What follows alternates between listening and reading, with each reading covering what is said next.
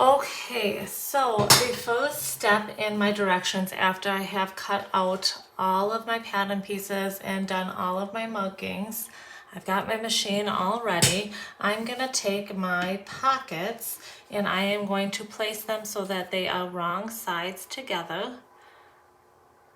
And both of my right sides are facing outwards. I have pinned them together and I am going to go ahead and I'm going to do a basted stitch. Now this stitch is just something that's going to temporarily hold my fabrics in place without any pins. So I am going to want to do a long stitch length without any knots or back stitch. So I can do this by hand or with my machine. If I do this by hand, I'm just going to want to do a running stitch and make sure I don't have a knot that secures it in, and I don't want to pull my thread all the way through.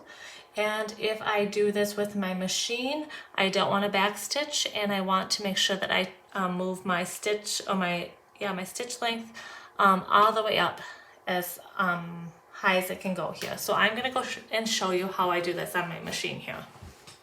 Okay, so this is my machine here, so I'm just going to go ahead and I'm going to adjust my length.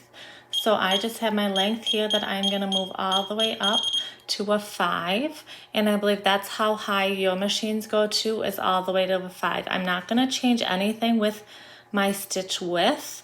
I still want it to be a straight stitch. I just want that length between each of my stitches to be nice and long. And again, for a base stitch, I am not going to do any reversing here. Okay, so that is what I am going to do.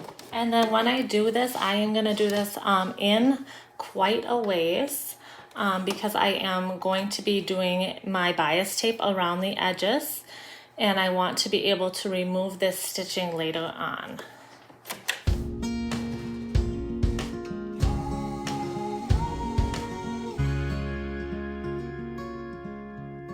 And then with your threads, you want to just make sure that you keep those nice and long so that you can pull those out later on.